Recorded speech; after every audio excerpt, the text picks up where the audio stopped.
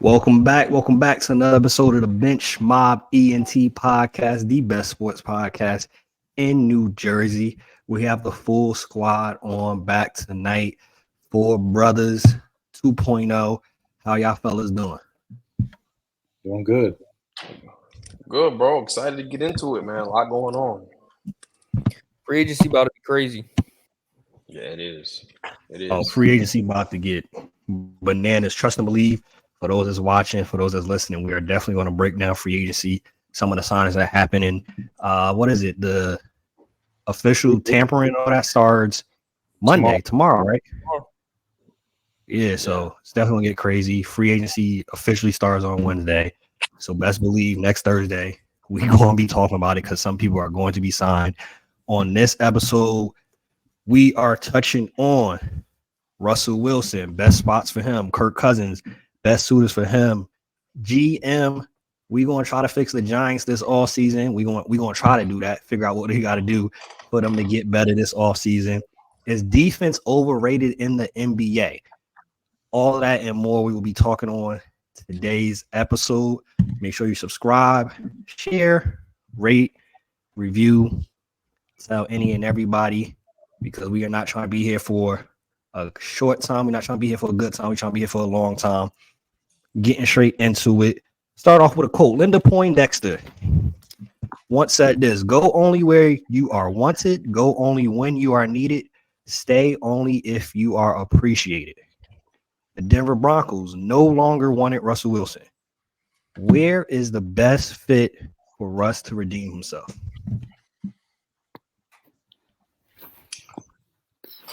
Well, yeah, so me, I'm gonna say the Steelers.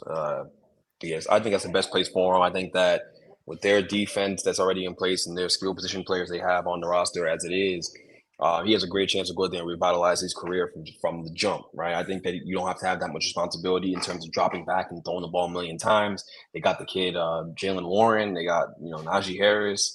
The old line is they have money. I think they have some money to spend to get better there as well, and certainly draft capital will put towards that. This is the best offensive line draft maybe in the last 10 years, for what everyone talks about. So they have the opportunity to get better and make it such a situation where they can run the ball, run first with Arthur Smith. He wants to do that anyways, run first, play action off of that. And it gives an opportunity to do what he does best, drop back, scan the field, improvise a little bit, but not have to do too much legwork as well. And they just need someone to be able to get the ball in the hands of Deontay Johnson and George Pickens. And experienced guy like Russell Wilson is certainly able to do that. So I think the Steelers make the most sense. I know I've heard rumors they may like Justin Fields more. We'll see, but I think if they can get their hands on Russell Wilson, they have a chance to be a good team and potentially make a run in the playoffs, win a playoff game at least with him on the roster. So I like him there the most out of any of the situation because they also can't draft a quarterback, so you don't have to worry about getting there and then looking over your shoulder. You can just go there and really just set up camp, play for your veteran minimum, get your $35 million from the Broncos, chill, and go out there and play good football for a great coach and for a really good culture where they win more often than they lose. So I think it's a good situation there for him. Hey, Chris and Miles, is Russell Wilson, is he a starter still, or Russell needs to come off the bench as a bridge quarterback, helping a young quarterback going forward? I think he's a starter still. I mean, you look at what he did for the Broncos over the course of this past season, going on that 5-game win streak in the middle of the season against teams like beating the Chiefs, beating the Bills.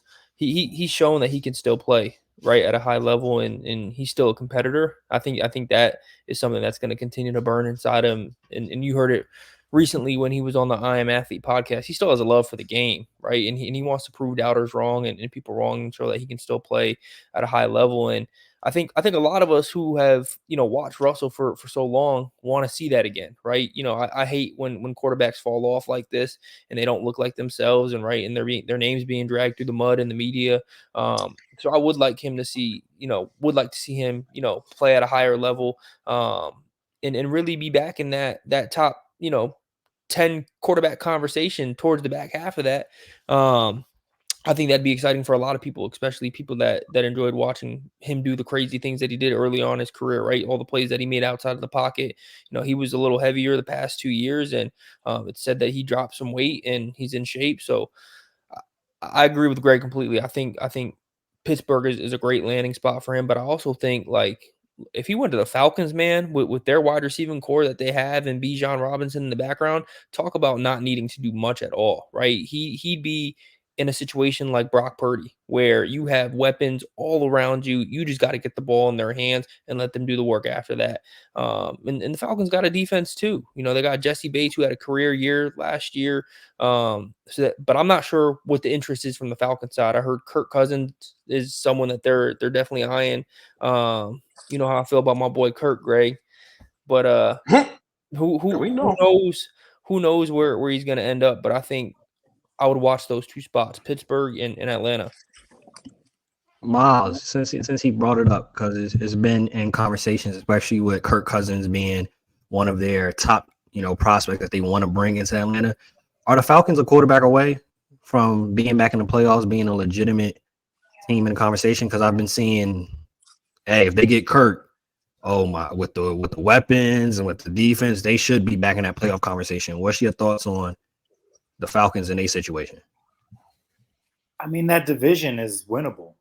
So if you bring in a quarterback like Kirk Cousins, I mean, Tampa Bay won the division with 9 wins. So I'm pretty sure that they can make the playoffs that way. And then, I mean, anything can happen in the playoffs. But like Kirk Cousins is a really good quarterback. I know Minnesota wants him back, and they're waiting to see what he decides tomorrow or in the next couple of days. But I don't know. I don't think he's one guy who's going to get you over the hump as far as where the end goal is usually the Super Bowl. I don't think it's to like make the playoffs unless you're a team like the Lions when they hadn't made the playoffs in like 30 years. So it should be interesting to see where he goes. I mean, Russell Wilson, he might wait to see where Kirk Cousins goes and then try to figure it out after that. I mean, Minnesota might have to double back and see if he's interested. But, I mean, the Steelers would be the ultimate signing for them. Like, I know they can't feel like going into the season with Kenny Pickett is a good idea because we already know. I mean, 2 years in, I mean, they should have known he wears gloves. So, I mean, any quarterback wearing gloves, I've never seen them be good at football unless they're playing like at recess or something. So, I think that's the best place for him at this point. But he might want to go to the NFC. That's why, the Falcons are a legitimate place for him to go. It's real top heavy with quarterbacks in the AFC, so he might not want to compete in that aspect. Kenny Pickett hit that electric slide mid-game and had everybody going crazy, and people put a lot of stock in that, just his athletic ability from that one play. And I think I'm not going to say the Steelers chose wrong because I think the ceiling is higher for him, right? And a lot of the talk that's happening now is like, hey, bring in a guy like Russell Wilson to challenge Kenny Pickett for that starting job. Let them have a real quarterback competition. And I was reading some that said that would be like the biggest quarterback competition since Steve Young challenged Joe Montana a long, long time ago. I don't know if I'd go that far and say all that, but it makes sense for a young kid like Kenny Pickett to actually be challenged and fight for a starting job, because I think Kenny Pickett would rise to the challenge too and put in the work to make sure that he's giving himself every opportunity to show that, look, I can still play too. I just had a bad past year, because year one he looked good. He looked pretty good, and the ceiling looked like he could do something. But that division's tough, man. It's going to be a dogfight, and I think if Russ gets in that division, the Steelers know how to make it work, regardless of who they have at quarterback. They've shown that they can win. So you got guys like Joe Burrow, Lamar Jackson, and then you add Russell Wilson to that mix along with Deshaun Watson. If he shows up this year, he didn't look like himself last year. So who knows, man? I mean, that's exactly what I wanted to ask too. Like regarding that, let's say Russ does go to the Steelers. What's their ceiling in such a tough division where you got the Ravens, Lamar Jackson MVP, Joe Burrow coming back healthy, and Deshaun Watson seems motivated, seems happy. They made a trade, got him another weapon over there. Is this even the best fit for Russ to try to redeem himself? You was gonna say something, Miles, I think right? so. No, No, I was he? Was he? was gonna make fun of the Kenny Pickett thing and just say this is not The Bachelor. We can't just drag him along and let him play this out. Like it's already too late. We've seen the tape on him. He's very slow with his decision making.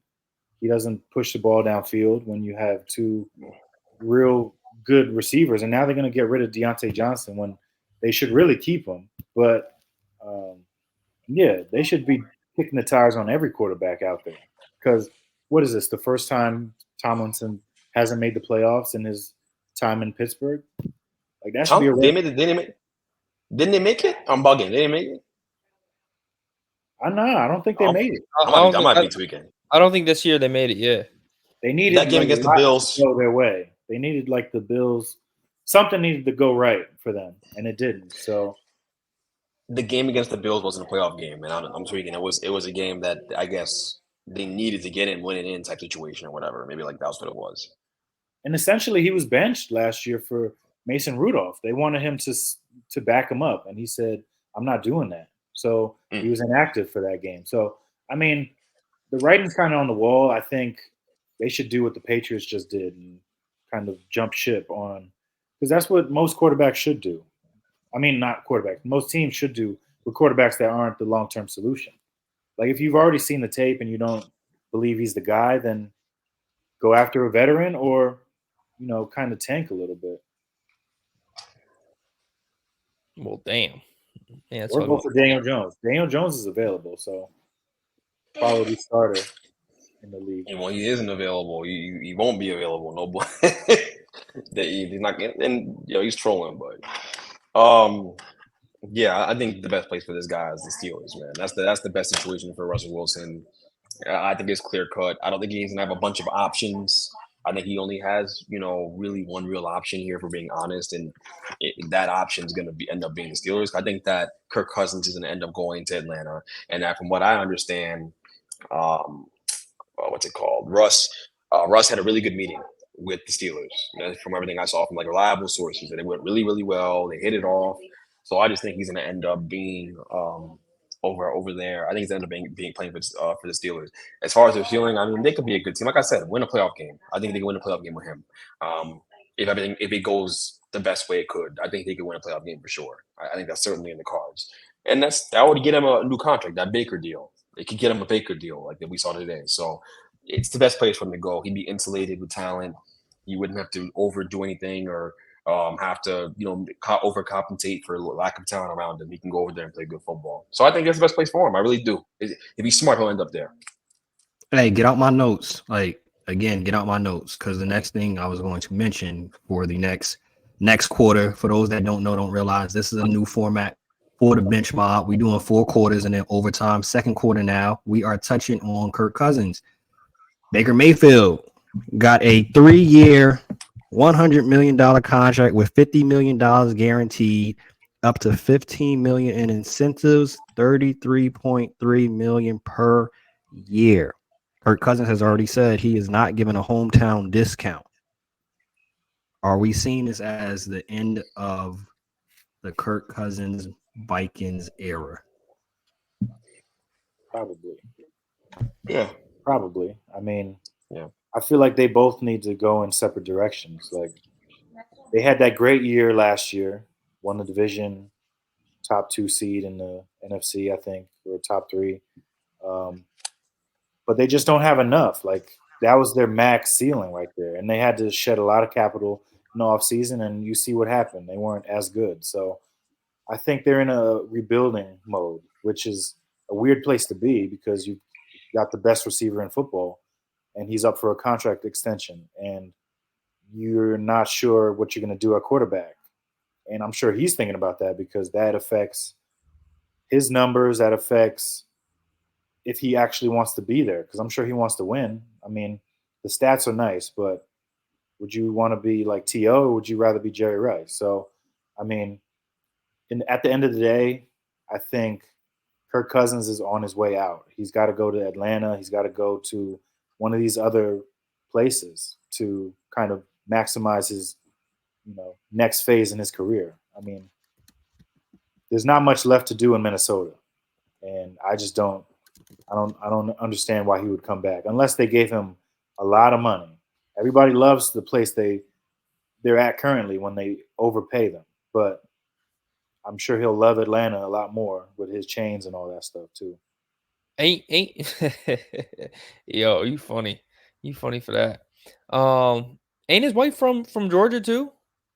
I'm pretty sure Yeah, his wife got family over in Atlanta. Yeah, it's so writing's on the wall, man. He Georgia would be a good fit for him because Kirk, he wouldn't live in Atlanta. He'd live about an hour outside of Atlanta, Buford, Alpharetta. He'd be living, that nice, cushy, Southern comfort lifestyle, that Southern hospitality. So, look, I think that's a great landing spot for him, and I think too the writing was on the wall when their head coach basically came out and said during the combine, I believe it was, he said Kirk deserves to be a free agent, right?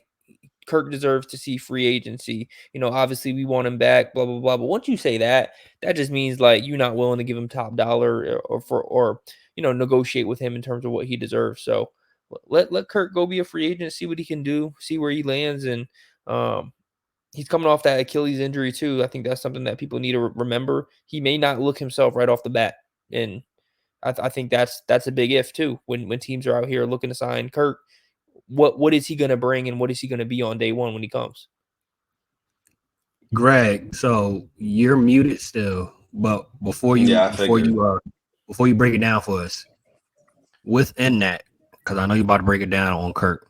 If Kirk leaves, the bigger question is, are we going to see a Justin requesting a trade? Because if, like Miles said, if I'm Justin Jefferson, do I want to be catching balls from a second string, third string quarterback, a rookie quarterback that y'all might get? Russell Wilson may be coming there. Does Justin Jefferson then request a trade? I think Justin Jefferson might have ended up requesting a trade if he stayed.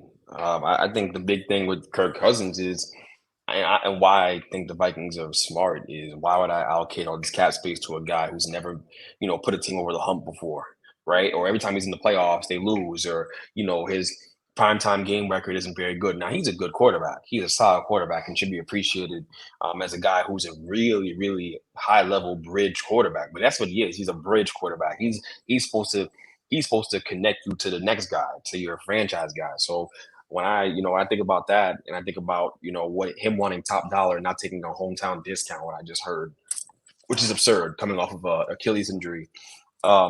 Yeah, I'm not paying him. I'm not looking to pay him either. I'll let him walk, and I'll assess my options. I'll go out there and get a cheaper option, a quarterback, maybe a guy with some upside, like Trey Lance or Justin Fields, and I'll rock out for a year. And we'll see where it goes from there. Even if you trade Justin Jefferson, you still have Jordan Addison. So you'll have a lot of different assets available to you to build a football team that's good for a long time, right? Outside of the quarterback position until you get one. But with Addison there, Addison's good insurance for Jefferson, which we saw. So yeah, I'm just not allocating that cap to Kirk Cousins. I'm not giving him big dollars because he hasn't proven that he can get you over the hump. Yeah, you can win games with him. He's kind of like Dak. Maybe he's like Dak Prescott, but I'm not paying him big dollars. That he's not winning a Super Bowl. So what's the point? You know what I mean? And I get that not every team can win a Super Bowl, but like, I'm not paying you, 40% of the cap space that we have. I'm just not doing it. Not with where he presently is at 35 years old with coming off an Achilles. No way. No way.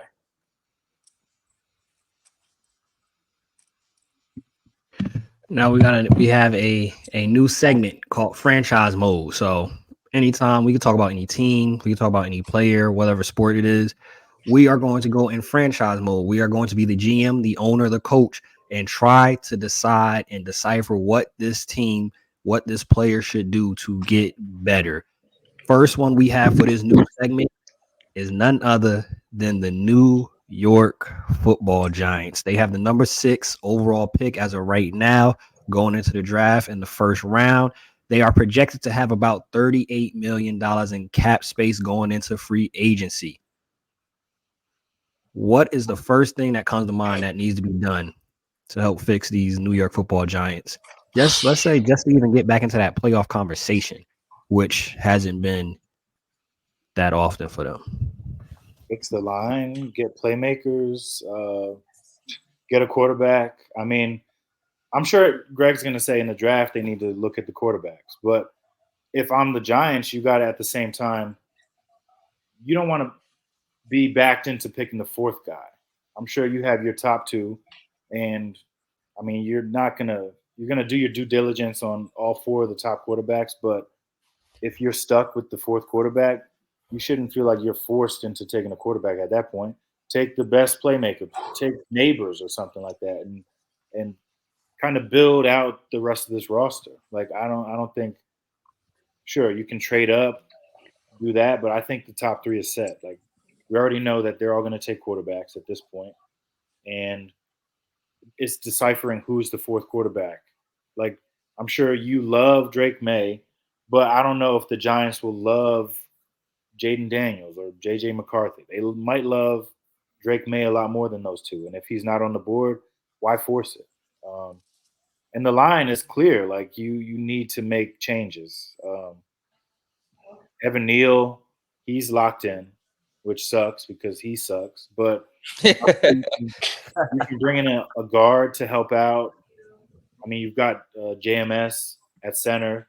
You've got your left tackle for the next 10 years. So it's not the worst position to be in. But like just fixing the playmakers. Because you've got some weapons. You got Wandell, Darius Slayton. You got to see what Darren Waller does if he retires, if he comes back, because that'll eat up a big portion of not that big of a portion of the cap, but you'll have to figure out the tight end position too. And then on defense, like safety, whether you bring back X or not. I mean, he's a captain on the defense. So usually you don't let like a young 24-year-old safety that's pretty good. He's probably going to get decent safety money on the market. I'm pretty sure the Giants want him back at a price, but I mean, seeing all these safeties getting released, it's kind of telling me that they're trying to control the safety market. So that might help you bring them back at a lower price, but and then maybe an edge rusher. I mean, Aziz has been banged up a little bit.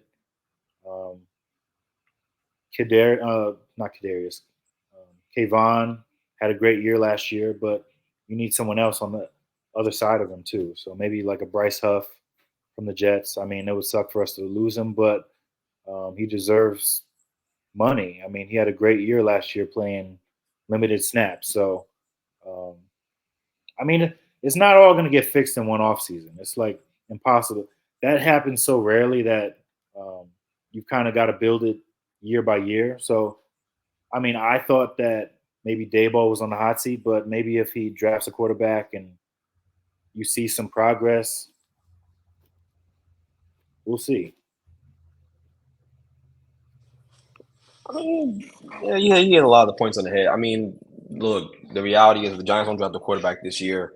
I think everyone gets fired in a year or in a year or a year afterward. I think all of them get fired. So they only have themselves to blame because they went out there and won games at the end of the year with Tommy DeVito and told us it was because they can't disrespect the game or because the guys like need the film and all this stuff and all this BS that no one really cares about. And I get it's these guys' livelihoods. I understand that, but you put your team behind the 8 ball because it wasn't a problem for Washington to go out there and lose football games, and they sure as heck did a lot of that on purpose. Some of the games they lost on purpose.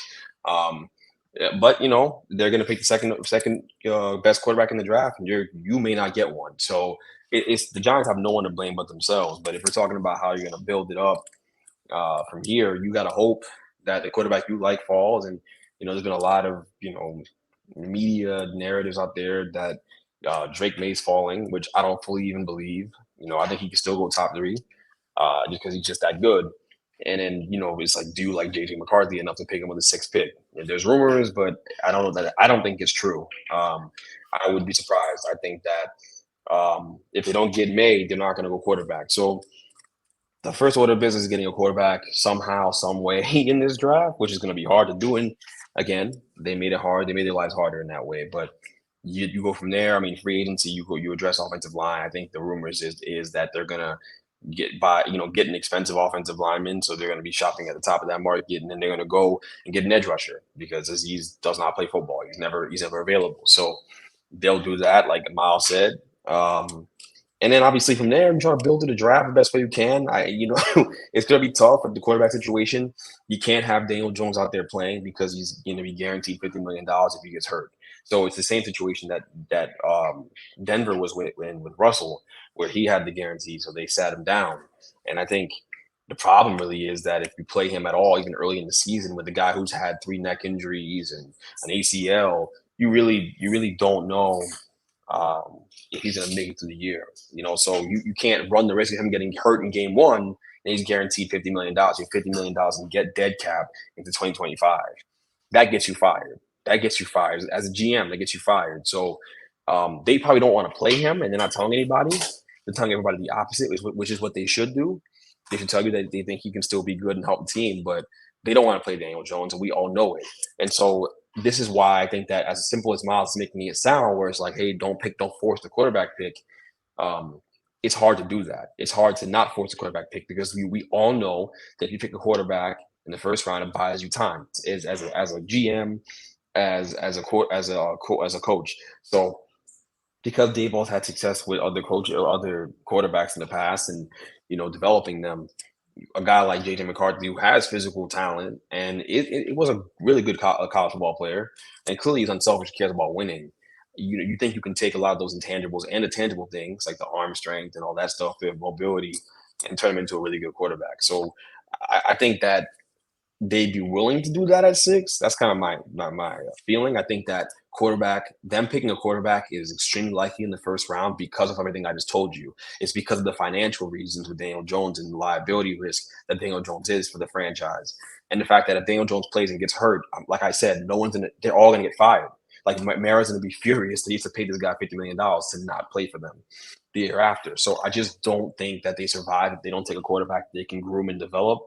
And that's why you're going to see them go quarterback in the first round. I really do believe that. I think it's just a matter of time. I think that if Giants fans are trying to talk themselves out of it, you're being delusional. So I think that's the first order of business. Before you can even address the rest of the football team, honestly, you got to get a quarterback that you can develop for all the reasons I just said. And I think that's what they're going to do. That's why I don't think that Nabers or Doomsday is really a real possibility for them. I think if they did take Nabers like early and maybe they trade back into the back half of the first round, but just be honest with yourself. They're not going to take Penix. Why? The quarterback they have now is already injury prone. Penix has had a million injuries. They're just not going to do it. They're not going to do that. It doesn't make any sense. And then Bo Nix is pretty good. I don't think he's all that. I think there are people who are high on him and all that stuff, but I'm not personally very high on him. And I know personally that Dave Ball's looking for a guy with a big arm to push the ball down the field because he runs a vertical offensive system. That's what he does. That's what he does. So I really do think that JJ McCarthy is the most realistic option for the Giants. But if Drake May somehow falls past 3, then that's what they're going to go after heavy. So I think Drake May's their guy. I think they probably are, high. I think they probably are higher on JJ McCarthy than people want to admit. But it's just a tricky thing to walk, a line to walk. But they're going to go quarterback because of everything I just said with Daniel Jones. It's just the way it's going to work out. Now, before we move on from our first time doing our franchise mode, just have to ask you, and anybody else could chime in. Saquon is believed he's not going to be there, right? So Saquon not going to be there, and a name that's popped up, Eckler was one of the options that they're saying to bring in as a replacement for Saquon. What do you think is the best fit at running back for the Giants this upcoming season? Should they go for another name, or should they try to go through the draft, get a younger running back, cheaper running back? What's your thoughts? Who should they get since Saquon is believed to be out the door? I'll say this: I have no ties to any of their free agents that are available. Xavier McKinney is all overstated. Yeah, he's a good player. He's solid, but he hasn't done any winning since he's been here, and it's not just his fault. But you're not a part of a winning formula. I've been saying for the longest time that the Giants weren't going to be good again until they got rid of everybody from Gettleman's tenure. Anyone he picked, get rid of him outside of Dexter Lawrence and Andrew Thomas. Those are 2 cornerstone players, 2 Pro Bowl guys, 2 potential gold jacket level players. Those are good players. Like they're really, really elite players. And the championship gives you a gold jacket. So yeah, maybe, but probably not. But regardless, I think that you talk about Saquon and the best fit for running back. Saquon, him leaving is a guarantee at this point. I don't see him coming back. I think the running back market will be depressed, and he's not going to get as much money as he wants. But he's not going to take as much as the Giants want to pay him. So if the question was, should they take a veteran running back, like a guy like Eckler or whatever? Yeah, they probably should, because we want someone who's been in the NFL before, who can pass block, understands protections, especially if you're going to play a young quarterback, which is what the Giants are going to probably do this year. They're probably going to play a young quarterback one way or another. So you're probably going to want an experienced running back there to be there to call out protections, help them out, pass block, guys who can step in and make sure that their quarterback doesn't get killed and can help them. And so I think a guy like Eckler makes a lot of sense. I think a guy like Jacobs, if he was getting paid a reasonable amount of money, makes some sense too. Just a veteran to come help out too. So yeah, it makes sense. But at the safety thing, playing safety is like being a running back on offense. Like those guys aren't getting paid either, because quarterbacks don't throw the ball down the field anymore. All the throws quarterbacks make are at the intermediate and before the sticks. Like that's all the throws that we make, because quarterbacks can't process a full field reads. It's just a reality. Quarterback play has never been worse than it is right now in the NFL. That's the reality of it. So because of that, safeties, deep half safeties like Simmons and McKinney and all these guys, Byard, all these guys, they're getting cut because no one's throwing at you anyway. So why do I need to pay you? I can get a guy who's not as good, but it doesn't matter because he's not going to get tested. That part of the field doesn't get tested anymore by quarterbacks. So unless you're playing Patrick Mahomes or Josh Allen, so you only see that kind of guy once or twice a year. So there's no point in having a great safety on your roster if you're going to ask for $17 million.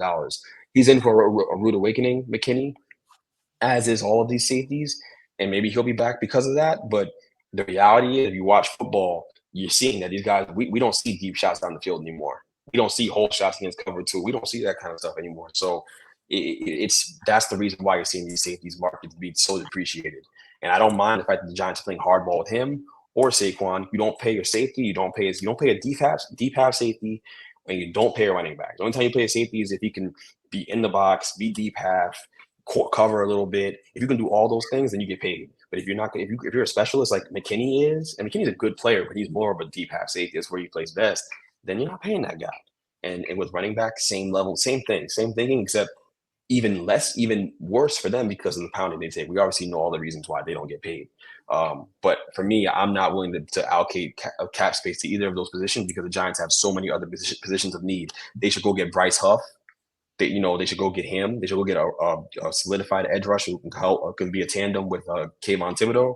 That should be their focus, right? And also get Owenu from the Patriots. Go get him to play tackle, right, or guard.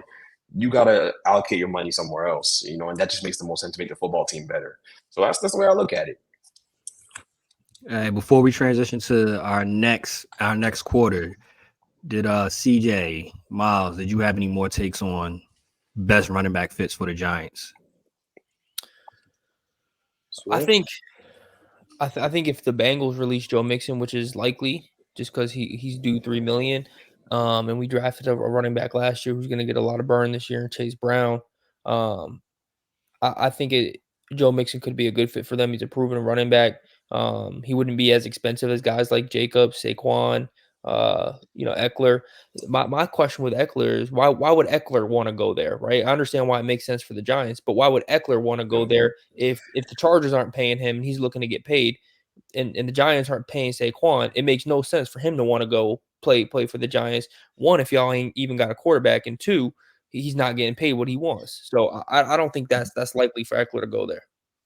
I think I only reason why I said his name is because he's a veteran on the market, and also because with a guy like Eckler, like I said, all these running backs are going to come to the firm realization that they're not getting paid. No, They're not going to pay anyone. Like just because smart teams don't allocate at the running back position. Like that rumor that the Eagles are looking at paying Saquon Barkley. No, they're not. They're not going to pay. They're not going to give that guy $10 million a year.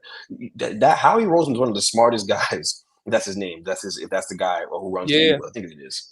He's one of the smartest guys in the sport. He don't build a roster like that around Jalen Hurts by being a dummy and paying your running back $10 million.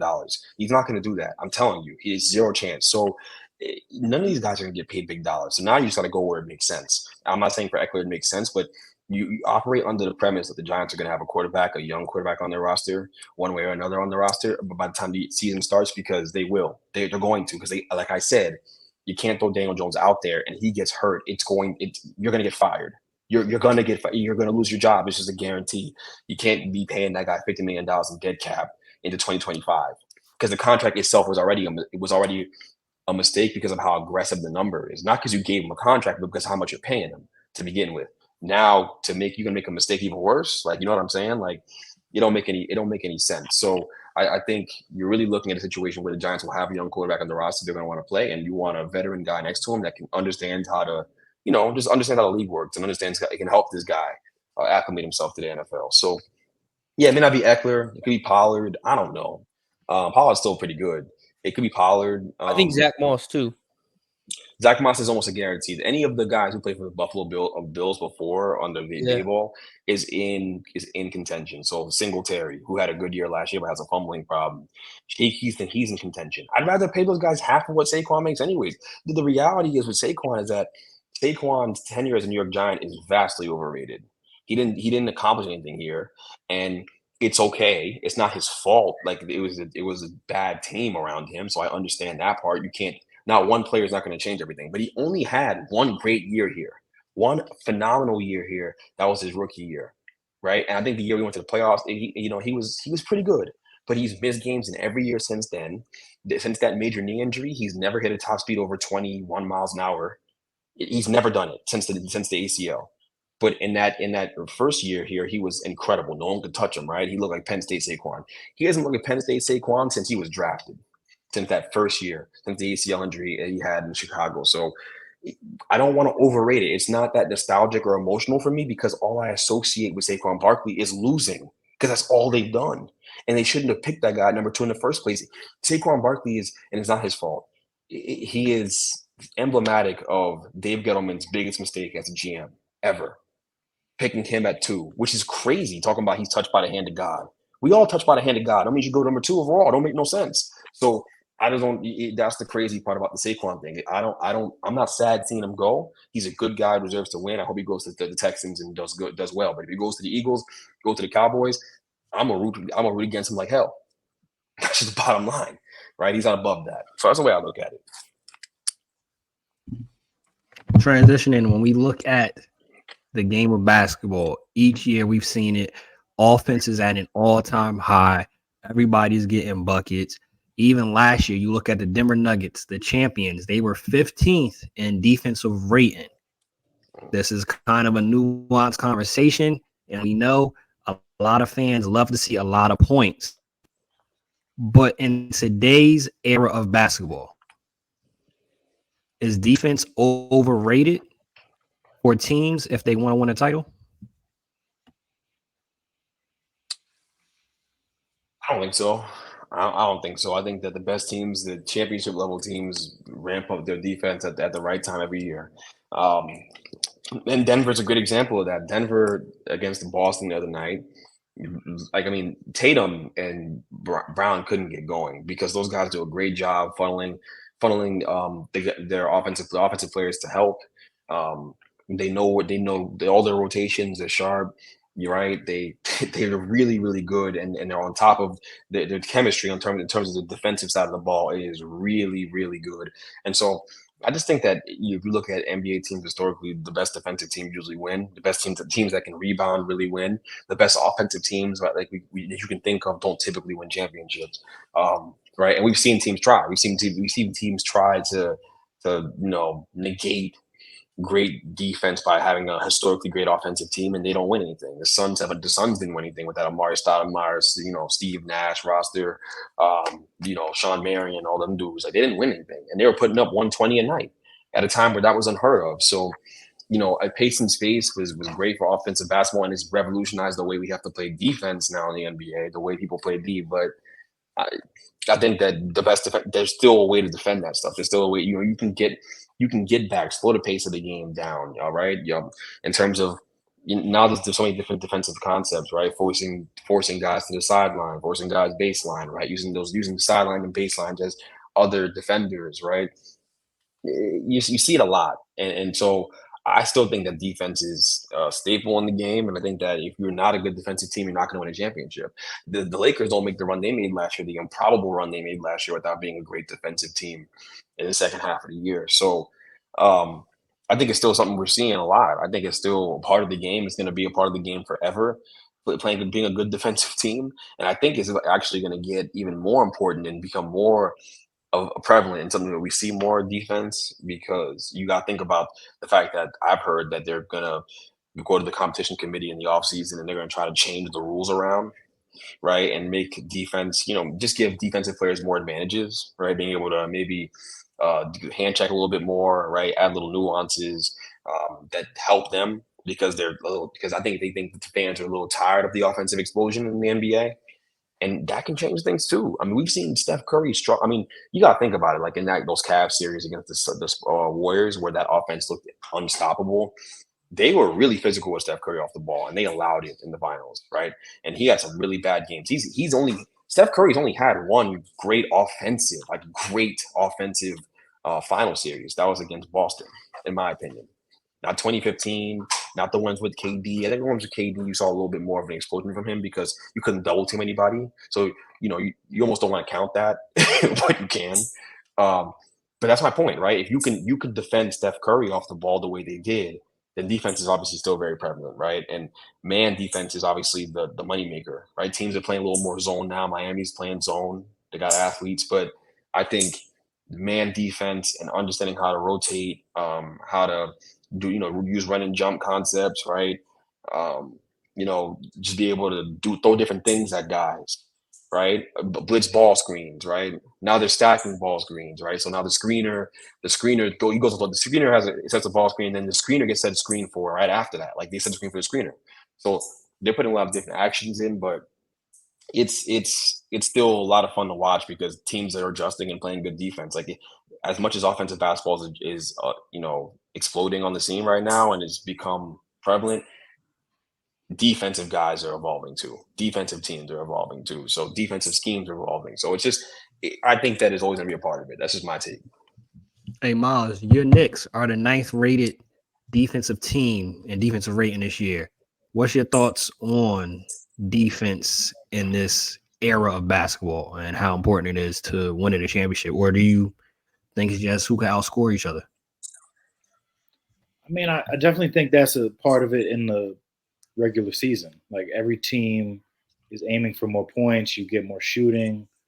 That's a goal for mostly every team, especially the Knicks. We need more shooting whenever. But I think the biggest thing is you need guys who can switch. You need guys who can defend multiple positions.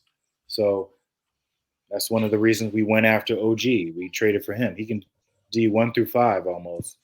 And we have a good defensive team already. So adding him to it, along with Hartenstein, Mitchell Robinson, we've got DiVincenzo, who plays great defense as well. I think it's one of those things where for a team to win, they have to be able to play defense, because in the playoffs, like defense kind of trumps offense in a way, just because you're not going to hear as many whistles. You're going to need to, slide your feet a little more. So I think for the Knicks, that's our identity. Like for us to win and make a big playoff run, we're going to have to do it on the defensive side. I mean, we do have Brunson, we have Randall, we have guys who can score. But as you saw when we got OG and we had that month-long run where we're shutting teams down, some of the best teams, Minnesota, the Nuggets, I could keep going. I mean, we went 14-2 in that month of January. So I still think defense is important in the NBA, no matter what the offensive numbers and how inflated everything is a little bit these days. But yeah, that's why some people, my dad, he can't even watch it nowadays, because he's like, I'll wait till the playoffs when you're not seeing teams score 140 to 136. And it's like, what? what type of NBA is this that we've introduced to like the youth? Like it's kind of like what you see with AAU basketball. You're teaching them the wrong stuff. So I'm hopeful that, with us defensively, it builds a trend along the NBA where teams try to, get those switchable forwards or those guards who can kind of like Drew Holiday. So I'm optimistic. Yeah, I'm very intrigued to see. Basically, when it comes time to the playoffs, that's when you're gonna be able to get the stops. Are you gonna be able to get stops then? Timely stops. Do we see any of the teams like back in the day, the Pistons defense or the Spurs defense in their heydays?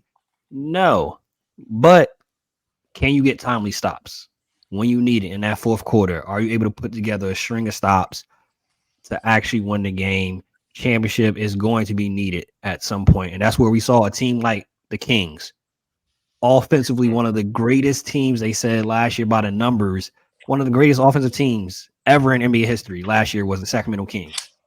First round exit. Why? Because they couldn't get any stops. Dallas Mavericks, we've been saying it all year. It's cute. It's beautiful. Kyrie's going. It's exciting. That if you want to watch exciting basketball, you want to be. Are you not entertained? Turn on the Dallas Mavericks game. But trust and believe, they're not winning the championship at all. Closing off the show, y'all know we're going to give y'all some sports trivia. We're going to give some this or that, cap of facts, all that good stuff. Starting off with this, Derrick Henry is one of those names that's out there as a free agent running back. The best fit for Derrick Henry is the Ravens, Cowboys, or Eagles. Which one would you choose if you are Derrick Henry and his agent? Where would you have Derrick Henry go? I think the Ravens. Yeah, I think the Ravens, man. They seem like they're obviously a team that's ascending, right?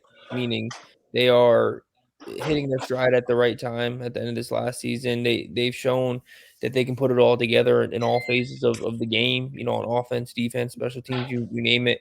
And they always have such a dominant run game. Or at least these past few years they have. Gus Edwards looked awesome this past year with all the burn he's got, stepping into that role. He had people going crazy in fantasy. The days that I benched him, I had him, and he'd score 2 touchdowns, right? But to go to a team like that where they got a passing game. What Lamar can do with his legs as well. It's going to take a lot of pressure off you as a running back, right? But also that with you on that team, they're going to feed you the ball too, especially in goal line situations, because that's exactly what they did with Gus Edwards. And then Gus Edwards would hopefully still be there. I think he's still under contract. So now you got a 1-2 punch in Derrick Henry and Gus Edwards. I think that just makes too much sense. The Cowboys could be a good fit too, but the Cowboys have always been good when they had that 1-2 punch at running back, right? And Tony Pollard just he was all right last year, but man, it's crazy to see that downfall. People were so excited about him at the beginning of the year due to people seeing how well he did when Zeke was there.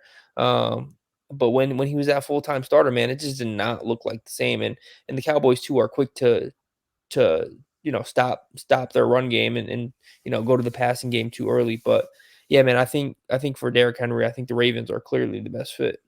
I think also for Derrick Henry, that'll be the first time that's the best quarterback he'll ever have played with. Yeah. Having Derrick Henry going with Lamar Jackson. So I think it's a perfect marriage. They help each other out for sure. Looking at the draft, it is predicted and it is assumed that Marvin Harrison Jr. will be going to the Arizona Cardinals, and it is believed that Malik Nabers will be going to the Chargers. If it is projected correctly that Malik Nabers to the Chargers, Marvin Harrison Jr. to the Cardinals, which is a better situation for the wide receiver? I'd say Nabers, honestly. I mean, I've seen reports where they're looking to cut some cap for the Chargers, and Keenan Allen, Mike Williams could be on the block. And I mean, if you trade if you trade Keenan Allen, which you might be able to get like a 3rd, 4th round pick, then Nabers kind of steps in as the number 1. So, I mean, and you've seen what Justin Herbert does with his number 1, which is Keenan Allen. He feeds him targets uncontrollably. So I think that would be the best pop spot for either guy. Like Marvin Harrison, if he goes to the Cardinals, that's a good fit. But I mean, I'm just not that confident in them figuring it out. I'm not sure if they're totally confident in Kyler Murray. Like, we'll see what comes of that. But at least with the Chargers, you know that's your guy for the next 10 to 15 years at least in Justin Herbert. And I believe with Jim Harbaugh there, that's going to change things. He's going to be a better player. He's going to make more plays. Yeah, I think Nabers on that team is dangerous. So that would be a fun pairing right there. I couldn't agree more. I couldn't agree more. I think Miles hit it right on the head, to be honest with you. I'm going to say everything he just said. So ain't even no point in me getting on my soapbox. You know? If y'all had to, when we're going to be doing this a little bit more often, add a little betting aspect, a little gambling aspect, since a lot of y'all like to gamble and lose y'all money, we're going to add it into the show for y'all. If y'all had, and whoever wants to go, all of y'all can go if y'all want. I don't know who's been locked in on NCAA as of yet. I know Miles could at least answer this. If you had $100, somebody gave you $100 to make a bet on who will win the NCAA men's tourney, how would you split that $100 up? 25 on this team, 15 on this team. How would you split that $100 up? I would probably do like 70 on UConn to repeat. I mean, that team is just so good. A lot of veterans on that team. They've got Klingman in the post, who's a defensive beast. So they could honestly go back to back, which would be the first time since Joakim Noah and Al Horford did it at Florida. And then I think the rest, I mean, I might sound like a homer, but I put it on Kentucky. Like, they're peaking at the right time. They just beat the number 4 team in the country yesterday in Tennessee. And they've got a great freshman class. And Reed Shepherd, Rob Dillingham, who else? DJ Wagner's starting to play a little better, coming back from an injury. So I think this team is so deep. They can definitely make another run towards the Final Four. I mean, Cal's searching for that second championship with Kentucky. I think this is the best freshman group he's had since maybe Towns was here, when you had Devin Booker and all that. So that's how I'd split it up. Me, I think Houston's going to win it all. I think Houston is outside of UConn and maybe just right neck and neck with UConn in terms of being the best coach team in the country. I think Sampson's done an incredible job over there, and it's been the last few years that he's been doing, building this thing up. But really, now you're seeing it come to fruition with a really good team that can win it all. And they've made runs. I mean, Elite 8 runs, not too, recently, and things like that. But I think they have a really good chance to, make a push to the Final Four and get over the hump this year and at least meet UConn at the end of the road. I think they're the best coach team. I love what they're doing. Everything defensively, trapping ball screens, heavy, and then their ability to shoot the ball at all positions is great. They play like an NBA team in terms of the style of play, right? They're not really playing through the post as much, getting paint touches, kicking it out for threes. So it's a lot of fun to watch them play because it is more, in line with what we see at the NBA level, which isn't the case for everybody. I mean, UConn can throw the ball down low to Klingman, but they still have shooters all over the place, right? Yeah, I'm not saying they don't throw the ball down low at all, but they really do attack with their guards. Their guard play has been great. You see Sasser over in Detroit now, right? And he was a Houston guy, and so he just gets guys ready to play at the next level, which is why he got an interview to coach for the Bucks. It's not a mistake that happened. It's because he coaches an NBA style in college. I think that he has a chance to make a real run this year and get one. And I'm excited about that team. Last segment, and we're going to close off the show. It's a great show, great content. Again, share, like, follow, comment. We are under an hour. We are doing a great job. Shout out to the squad, the 4 brothers on here. New segment to end off because we want to give the people what they want. We give y'all great content, educational content, smart content. We give good takes. We do our research, but y'all do love hot takes. This is the era of hot takes. So if any of our people on the show have a hot take of any kind, whether it's this era, previously, whatever sport, our new segment to end off the show, turn up the heat. And one thing that was mentioned in the chat this week, Jayson Tatum cannot be the best player on a championship team. Yeah. I will let whoever wants to start on that take it away. I'm skeptical of it. I'm the one who said it. As I'm sure anyone who listens to the podcast with regularity probably knows it was me. But yeah, I mean, I'm skeptical of it. I don't think that Tatum is a 1A guy. I don't think that he's the kind of guy that's going to lead you to a championship and put a team on his back. And with this team, you would think that he wouldn't have to. But unfortunately, with the way that they play, or with the way that this team plays, they take a lot of threes, and they're not always going to fall.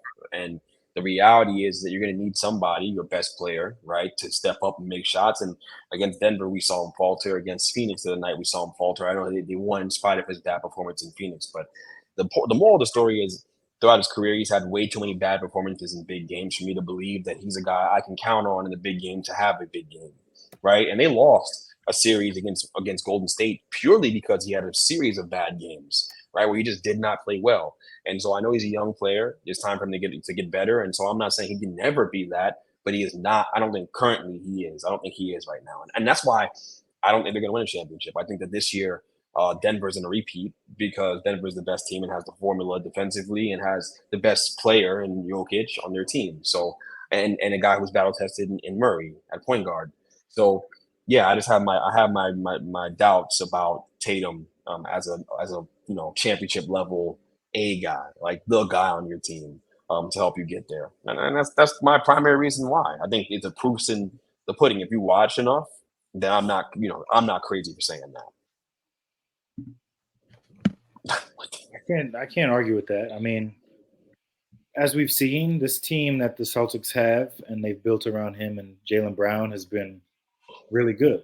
And that's probably a good reason why you can kind of hide his weaknesses. I mean, I'm not going to say he's like Kevin Durant, where it's a lot of pure scoring, and if you ask him to do much else, he might struggle at it. But I mean, he's improved his playmaking a little bit.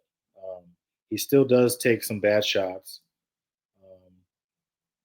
and I do think at times Jaylen Brown looks better than him, and that's not what you want out of your best player. I mean, sure, they could be considered 1A and 1B on this team, but I mean, the person that's never going to get traded from this team, at least how I see it, is Tatum, because they've seen him come up from a 19-year-old kid when he was banging down low with LeBron James in Game 7 as a rookie and kind of stuff like that. So I don't know. I feel like at some point I want to see him kind of take over games the way, he's always mentioning Kobe, and I'd like to see a little more Kobe-ness out of him. I don't know. I've seen bits and pieces here and there, and he's trying, but I don't know. He's not Kobe. That's kind of clear.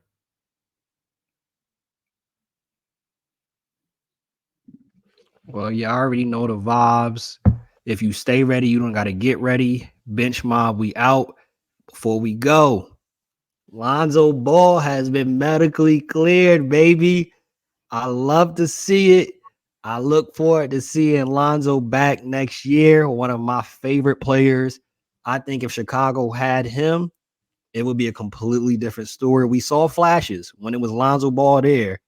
He was getting DeMar, Zach LaVine, Vucevic, all in the right spots. They look like a playoff team possibly with Lonzo there. Shout out to him. Shout out to the whole Ball family. But peace. Stay ready.